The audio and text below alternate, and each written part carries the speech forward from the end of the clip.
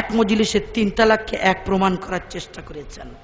তেমনি আমার এই কিতাবে আলোচনা করা আছে তারাবি নামাজ, ওটা 20 রাকাত না 8 রাকাত।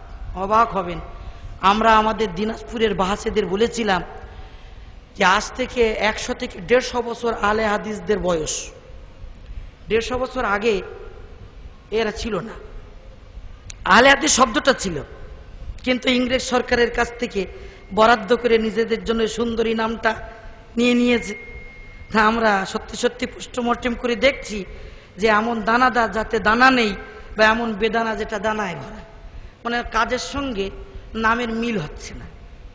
তো এদের 100 থেকে 150 বছর আগে অস্তিত্ব ছিল না। আমি দায়িত্ব নিয়ে দিনাজপুরের বাহাসে বলেছিলাম যে আজ থেকে 150 বছর আগের কোনো ইমাম, কোনো মুহাদ্দিস, কোনো মুফতি 8 রাকাত তারাবি পড়েছেন, বা 8 রাকাত তারাবি আছে বলে এই শব্দটা উচ্চারণ করেছেন দেখান তো। আরবের বাইরে পৃথিবীর কোন জায়গায় কোন মসজিদে 8 রাকাত তারাবি পড়া গিয়েছে 150 বছর আগে দেখান তো? নেই। তাহলে জুমা 8 দিন যে জিনিসের জন্ম, সেই জিনিসের পিছনে যাবেন না, যেটা শুরু থেকে চলছে তার অনুসরণ করুন, এটাই হচ্ছে সঠিক জিনিস। আমার এই কিতাবে আলোচনা করা আছে এজমা কিয়াস কেন মানতে হবে। 4 খলিফার আমল বেদাত নয়, ওটা সুন্নত। জয়ীফ হাদিস যদি হয় তা থেকে শরিয়াতের কি মসলা মাসাইল বার করা যায়, আমার এই কিতাবে তার আলোচনা করা আছে। কিতাব রাখবেন যদি সুযোগ হয়, 70 টাকা দাম। তেমনি একটা ফতোয়ার কিতাব আছে, রাখবেন। শবে বরাতের কিতাব আছে, তাবলীগের একটা কিতাব আছে, সুযোগ হলেও সামনে গাড়ি আছে, গুলো রাখবেন। কিতাবগুলো বাড়িতে থাকলে আমি আপনার বাড়িতে আছি। প্রতিটি কিতাবে ফোন নম্বর দেওয়া আছে, সময় লেখা আছে, সময়ের পাবন্দির সাথে যোগাযোগ করবেন। মসলা মাসাইল, ফতোয়া, ফারাইজে বা যা বলে যাচ্ছি এর পিছনে পর্যালোচনা কিছু থাকলে যোগাযোগ করবেন। আমি চলে যাব, তবে আপনাদের কাছেই থাকব। যাওয়ার মতো যাচ্ছি না, গেলেও আপনাদের কাছে আছি। ডাক্তার জাকির নায়েক ইন্টারনেটের মাধ্যমে মোবাইলের নতুন আবার মেমোরি মানুষের কাছে দিয়ে হার রকমে রাতারাতি, যখন আমরা তাহাজ্জুদে ব্যস্ত, সেই সময় মানুষের ব্রেন তৈরি করছে। এই দেখো বুখারীতে, মুসলিমে, সহিহ হাদিসে, সহিহ হাদিস ছাড়া আর কিছু মানা যাবে না। এগুলো ধোঁকা ছাড়া আর কিছু নয়। রাসূল সাল্লাল্লাহু আলাইহি সাল্লাম বুখারী শরীফের হাদিসে বলেছেন, কিয়ামতের আগে এমন একটা জামানা আসবে, সেই জামানায় একটা কওম পয়দা হবে, তারা কোরআন পড়বে, কোরআন গলার নিচে আসবে না। আবু সাঈদ খুদরি রাদিয়াল্লাহু তাআলা আনহু থেকে বর্ণিত হাদিসটি। উলামায়ে কেরাম খাওয়ারিজ সম্প্রদায়ের মানুষকে এই হাদিসের নিশানা বলে ব্যাখ্যা দিয়েছেন। কিন্তু আমরা যদি বলি যে রাসূল সাল্লাল্লাহু আলাইহি সাল্লাম বললেন কিয়ামতের প্রাককালে এমন একটা কওম পয়দা হবে যারা কোরআন পড়বে, কোরআন গলার উপরে উপরে থাকবে, গলার নিচে আসবে না, এর মানে হচ্ছে ওই জাকির নায়েকের দল যারা টাই পরিয়ে গলায় ফাঁস লাগিয়ে নিজেদের কোরআন গলায় গলায় রেখে দিল, নিজেদের আমলটাও, ড্রেসটাও, লিবাসটাও সুন্নতওয়ালা তরিকায় রেখে মানুষকে সুন্নতের দিকে ডাক দিতে পারলো না। যদি বলি ওই হাদিসের উদ্দেশ্য এরা, বোধ হয় এটা কোনো গল্প হবে না। গলায় টাই লাগিয়ে ফাঁস দিয়ে দিয়েছে, কোরআন নিচে নামিস নে। কেন জানেন না? টাই ইংরেজরা পরে। আপনি ইসলামী পণ্ডিত, আপনার ছবি দেখে হাজার হাজার মানুষ পাগল হয়ে আপনার বাকপটুতায়, বাগ্মিতায় নিজেদেরকে হারিয়ে ফেলে আপনার ছোট্ট থেকে ছোট্ট জিনিসও তারা ফলো করবে। আপনি টাই পরার পরিবেশ তৈরি করতে চাইছেন, আপনি প্যান্ট শার্টের পরিবেশ তৈরি করতে চাইছেন। বুঝুন, সহজ ব্যাপার। তার ছবিটা দেখে নেন। যদি গলা থেকে কেটে মাথা এক সাইডে ফেলা হয়, ধর এক সাইডে ফেলা হয়, দেখবেন প্যান্ট পরা, শার্ট গায়ে, টাই গলায়, এই গলার থেকে নিচে নিচে লাশটা দেখে মনে করবেন মুসলিম না খ্রিস্টান। কি মনে করবেন? জাকির ভাইয়ের সাথে আমার কোনো বংশগত বা জমি জায়গা, টাকা পয়সার কোনো রকমের মতনৈক্য নেই যে আমি তার বিরুদ্ধে বেশি কিছু বলতে চাই।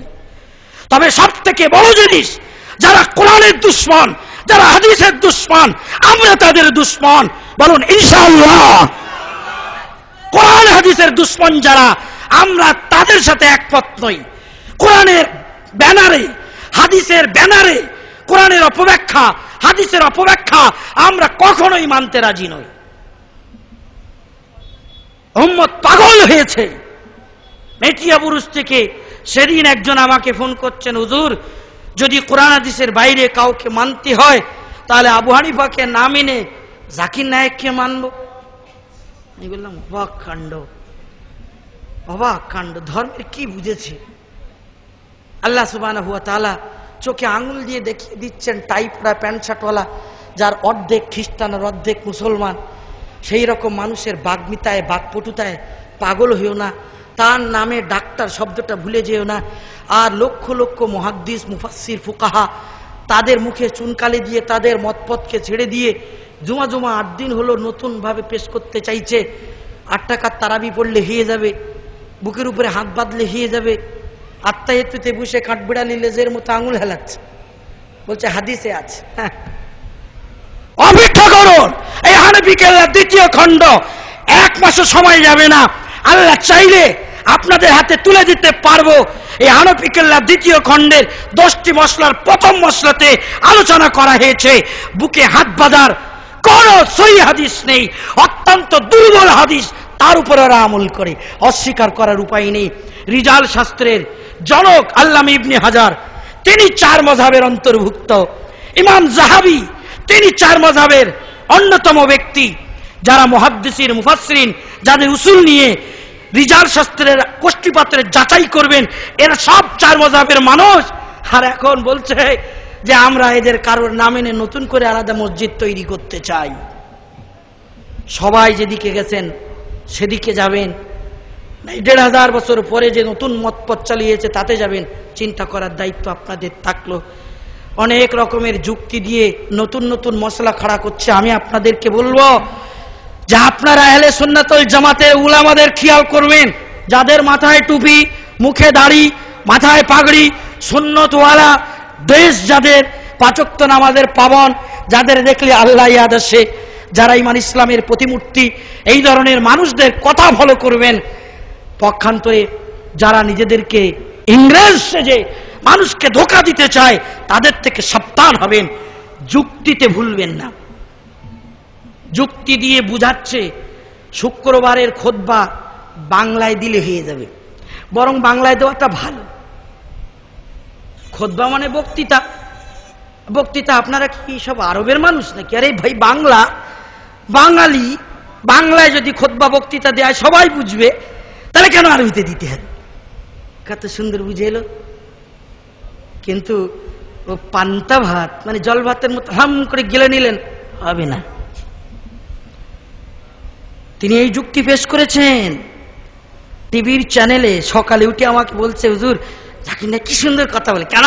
বলছে জুমার খুতবা তো বাংলাতেও দিলে হয়, আমাদের এরা সব আরবিতে বলে, কি বলে কিছু বুঝে আসে না। সুন্দর যুক্তি দিয়েছে, বুঝে এসে গেছে। জাকির নায়েক এটাও না বলুন যে আজান মানে আহ্বান, আজান মানে ডাকা, আজান মানে এলান। কি জন্য ডাকছে, কি বিজ্ঞপ্তি, কি এলান, ওটাও তো বোঝা দরকার। তাহলে আজানটা আরবিতে হবে না বাংলায় হবে?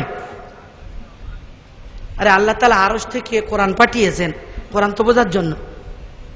আরে আমরা যে কিতাব ফলো করে চলবো ওটা কোরআন তো। বাল হুয়া কোরআনুম মাজিদ ফি লাওহিম মাহফুজ, বাংলাদেশের জন্য না। তাহলে এক আরবি ভাষায় নাজিল হয়ে সেটা আবার 7 রকম করা হলো।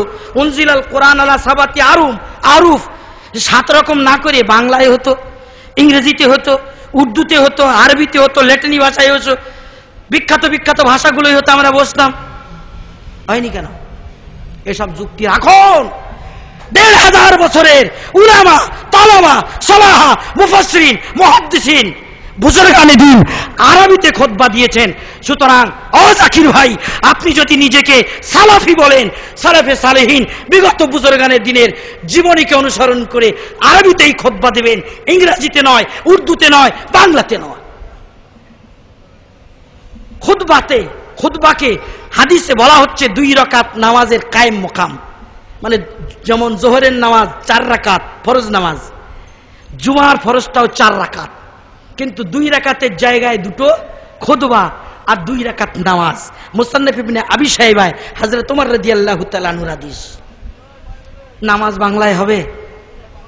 ও তাহলে এই নামাজের জায়গায় খুতবা ওটা কেন বাংলায় হবে, ওটা কেন উর্দু ইংরেজিতে হবে? বুঝে আসে না? তাহলে ডাক্তার হয়ে মুফতির পাঠ করছেন, ভুল হচ্ছে। যদি নিজের মেধার উপরে, ব্রেনের উপরে গর্ব থাকে, নির্ভরশীল হন, চলে যান পিজি হাসপাতালে, চলে যান ভেলোরে, ডাক্তারির কাজ করুন। আর যদি পারেন অমুসলিম ভাইদের কাছে ইমান ইসলামের ব্যাখ্যা রাখুন, কিন্তু মুফতির পদ নেবেন না, মুহাদ্দিসের পদ নেবেন না, মুফাসসিরের পদ নেবেন না, ভুল হবে। এই পর্যন্ত আজকের বক্তৃতা ইতি করছি। এরপরে আমাদের পাঁশকুড়া মাদ্রাসার শেখুল হাদিস হযরত মাওলানা মুফতি ইব্রাহিম সাহেব আসবেন। যোগ্য মানুষ, যোগ্য মুফতি, যোগ্য মুহাদ্দিস শেখুল হাদিস। শেখুল হাদিস মানে হাদিসের জ্ঞান বৃদ্ধ, মানে হাদিস পড়িয়ে পড়িয়ে পাকা হয়ে গেছে, জুয়েল মাল, একে বলে শেখুল হাদিস। গোটা জীবন হাদিস পড়ে পড়িয়ে দাড়ি পেকে গেল, চুল পেকে গেল, এরা হলো শেখুল হাদিস। আসবেন। তারাবি সম্পর্কে হুজুরের বই আছে, লেখার পরে জোঁকে লবণ পড়লে যেমন চোখ গলে যায়, গলতে শুরু হয়েছিল, খুব লাফালাফি করে ওরা আবার একটা কিছু বলার চেষ্টা করলো, হুজুর আবার আচ্ছা করে দাঁত ভেঙে দিয়েছেন, জবাবেরও জবাব বার করেছেন। বইগুলো রাখার চেষ্টা করবেন, যুগ ফিতনা মোকাবেলায় চলে আসুন। আর এই অর্ধেক বক্তৃতা শুনে চলে যাবেন না, শেষে আসবেন হযরত আল্লামা আজিজুল হক কাসেমী সাহেব, পশ্চিমবঙ্গের ওই একজন আলেম যার সামনে কথা বলতে আমাদের বুকটা দূর দূর করে। অন্যায়ের বিরুদ্ধে, বাতিলের বিরুদ্ধে সারা জীবন সংগ্রাম করে যিনি নিজের জীবন যৌবনকে উৎসর্গ করলেন। আমি বহু স্টেজে বলি, আজকের যদি আল্লামা আজিজুল হক কাসেমী সাহেব যুবক হতেন, তাহলে এই মুফতি ইব্রাহিম সাহেব বা আমার মতো নাসির উদ্দিনের প্রয়োজন হতো না, একাই সব শেষ করে দিতেন। কিন্তু আল্লাহ পাকের মর্জি, 72 প্লাস শেখুল হাদিস, অভিজ্ঞতার মালিক, সারা জীবন বাতিলের বিরুদ্ধে কাজ করেছেন। আর যুগ ফিতনা আহলে হাদিস রূপে যখন এসেছে এই আল্লামা আজিজুল হক কাসেমী সাহেব, তিনি বললেন যে ওঠো বাংলা উলামা, ওঠো, আমি আজিজুল হক কাসেমী চলে যাচ্ছি, উঠে দাঁড়াও, পশ্চিমবঙ্গের অলিগলিতে 10 জন আলেম চাই। আল্লামা আজিজুল হক কাসেমী সাহেবের বক্তব্য, 10 জন আলেম চাই যারা আহলে হাদিস মতবাদের বিরুদ্ধে এত মিসাইল হয়ে, ড্রোন হয়ে বিস্ফোরণ ঘটিয়ে নিশ্চিত করবে, সঠিক মতবাদকে প্রতিষ্ঠিত করবে। এবং যে হানাফি কেল্লায় ইমাম বুখারীর দাদা হুজুর থেকে শাহলিউল্লাহ মুহাদ্দিস দেহলভী পর্যন্ত আশ্রয় নিয়েছেন, সেই হানাফি কেল্লার সংরক্ষণের জন্য, দ্বীন ইসলামকে সঠিকভাবে হেফাজতের জন্য 10 জন যোগ্য আলেম, মুহাদ্দিস, ফকিহ, শেখুল হাদিসের প্রয়োজন। আমরা একের পর এক সামনে এগিয়ে আসছি। ওদের আন্দোলন, ওদের চক্রান্ত, ওদের লেখনী, ওদের প্রচার মাকড়সার জালের মতো ছিঁড়ে গুড়ে তছনছ করা উলামায়ে হকের দায়িত্ব। আপনারা সাথে থাকুন, পাশে থাকুন, ধৈর্য ধারণ করুন, জানার বোঝার চেষ্টা করুন। উলামায়ে হক জেগে উঠেছেন, যুগ ফিতনা আপনাদের চোখে আঙুল দিয়ে দেখিয়ে যাবেন। আমি আপনাদের সম্মুখে বিক্ষিপ্তভাবে যে আলোচনা করলাম, হতে পারে আমার কথায় কারুর কিছু জানার বোঝার থাকবে, বা আমার কথার কিছু বলার, পর্যালোচনা করার, সমীক্ষার সুযোগ অবশ্যই আছে। আমি সব থেকে বড় আলিম কখনোই নই। ফাওকা কুল্লি জি ইলমিন আলিম ওমা উতীতুম মিনাল ইলমি ইল্লা কালিলা। অতি অতি কম নিয়ে ঘোরাফেরা করি। যদি কারুর কিছু বলার বা আলোচনা করার প্রয়োজন থাকে ফোনে যোগাযোগ করবেন, কিছুক্ষণ আমি থাকব। বইপত্র যারা নেবেন গাড়ির কাছে চলে যাবেন, আর তারপরে ফোনে যোগাযোগ করবেন। আল্লাহ সুবহানাহু ওয়া তাআলা আমাদের সবাইকে আমল করার তৌফিক দান করুন। এবং আজ যে ফিতনার যুগ, উম্মত বিভিন্ন দলে বিভাজিত হচ্ছে, সঠিক মতপথের উপরে কায়েম থাকার তৌফিক আল্লাহ পাক দান করুন। ওয়া আখিরু দাওয়ানা আনিল হামদুলিল্লাহি রাব্বিল আলামিন। রব্বানা লা তুআখিযনা ইন নাসিনা ওয়া আখতানা সুবহানাকা লা ইলমা লানা ইল্লা মা আল্লামতানা ইন্নাকা আনতাল আলিমুল হাকিম। আমি একটু সালাম করব, আপনারা জবাব দেবেন। আসসালামু আলাইকুম। শুধু উপস্থিতি, এতক্ষণ পর্যন্ত আপনারা জনাব হযরত মাওলানা মুফতি নাসিরউদ্দিন চাঁদপুরি সাহেবের বক্তব্য শুনছিলেন। আলহামদুলিল্লাহ, আপনারা খুব মনোযোগ সহকারে শুনছিলেন। আর কিছুক্ষণ আপনাদের সময় নেব এবং পরিপূর্ণ হকটাকে, পরিপূর্ণ সত্যকে জেনে যাবেন। কিছু জায়গা সামনে ফাঁকা হয়ে গেছে, একটু নড়াচড়া করে বসলে অন্তরের মধ্যে আরও সতেজতা আসবে। আমাদের সম্মুখে জনাব হযরত মাওলানা মুফতি ইব্রাহিম সাহেব এসে গিয়েছেন এবং ওনারই বক্তব্য আমরা শুনবো এবং